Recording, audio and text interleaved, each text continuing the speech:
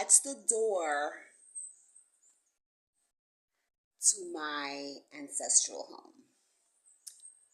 Those are bottles that I keep souls in. I pray over that every single day.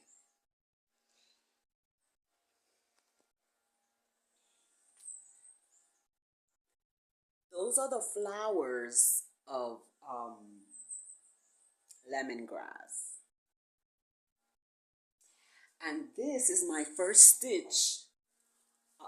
This is a rose vine, the root. And these are rose vine, the stem. Now I don't have carnivorous plants there.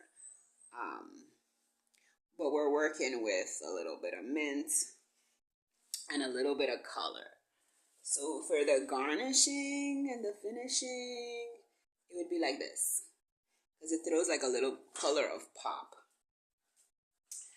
And this is my first weave. So these are just initial stitches to get the technique right. And it's going to be a trembly with an addition after 6 stitches. And these are the indicators. So I don't take off the stem. I instead of using a crochet, I do have a crochet tool. It's really thin and I'm not using it. What I'm using to weave the second batch, that's my first 50 degree line. And what I'm gonna do is take the Dreamcatcher plastic gallon and I'm gonna make that gallon. So I already have the wood glued together, and the steps of it are tied with red. Red is the first thing that baby can see, and men their eyesight is very alert to the color red. I don't know if birds are like that, but I'm making the bird's nest. So I'm trying to do the interior, and I'm going to use this for the crochet hook.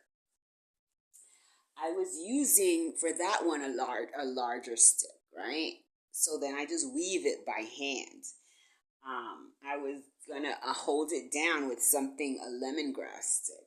So then these, pardon my, it's for the mojitos, lay up in there and weave.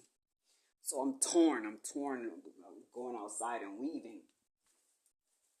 So before I start my next 50 degree, so this is like the initial. So I do the stitches, the two tremblies, and then I add on a lemongrass leaf. And I got those leaves from right here in this area. Now that area, this area here, that's dangerous. But from here, all of the backyard, whatever tall lemon I have, the citrus smell is what the bird's nest is gonna have. So I'm gonna the sculpture part is already done y ya es como para amueblarlo. So I'm gonna make a scarf stitch. I like sleeves. Sleeves are so difficult. It's almost too simple. But I'm gonna use the scarf for the walls and the floor. So I want to make I want to make for 3. You gotta have for 8 or 10. And I have a situation with my farm because, if you know anything about plantations, is that coonery is part of the deal. And I have a situation with this coonery because I come from a long line of soldiers, and the men in my family fight for this country. You know what I'm saying? I mean, if you like the end of World War II, Korea, Vietnam, and all that, well, then you need to respect the people who died for you and are come back hurt for you. They leave their homes, they leave their children, and they don't expect their kids to be thrown out of their ancestral home butt ass naked for no reason by some stranger. And that's what I'm talking about, coonery. Because my little plantation, which, when they like something, they always call it trash. They're like, oh, that bullshit trash. It's mine right now because I live it. With my grandma's blessing and my daddy's blessing, God rest their soul. So the coonery is when, in the old school coonery, where's the light? That's the solar light. In the old school coonery, so the owner of a place would send a bullshit person, like a comedian, a laugher, and go make fun of other plantation people and other plantations and just cut a nigga down. And that's how they entertain themselves.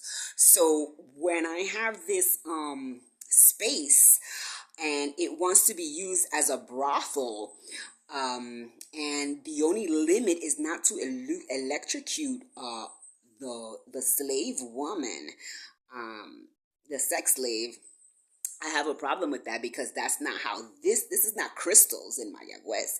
And that coonery is coming from over there. That coonery is coming from incestuous participants, and they really like their coonery. But to be the best, you have to be in line with God conscious. So this space would be dedicated to people who are about to, men specifically. I really want to narrow my focus down, but to men who are about to get married and they spend those 3 days away. Instead of going to crystals, they come and by the time they finish here, they are lit. Like they're ready to tear up some wifey. You know what I mean? So what they'll do is they'll chill here, and they'll it's kind of like a retreat. I don't want to call it but they're captive here, and they're just limited to these foods like shrimp and other aphrodisiacs that you can control, form your chi, and go out loaded, But the idea is to be able to control your gonads at the max when you leave here, and to have conversations about dirty situations that you might not be able to have with respect to Catholic marriage. Because they're strict.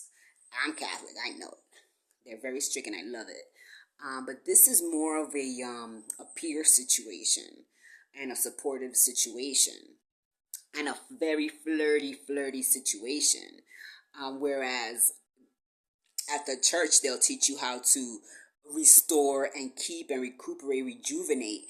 Here, what's being done is teaching you how to have fun without guilt, how to approach something, and to brainstorm the capacity of your lust in a safe environment. But right now, like the competition for a brothel is straight coonery. Like they literally want to just, throw me out in the street like a mad black woman, whatever. Yeah. So this is the door where the guy tried to pistol whip me. And he was defecated upon, because when someone tries to kidnap you, you should really piss on them. It stops them because it gives them their orgasm. It gives them what they're waiting for. But this is my crochet video.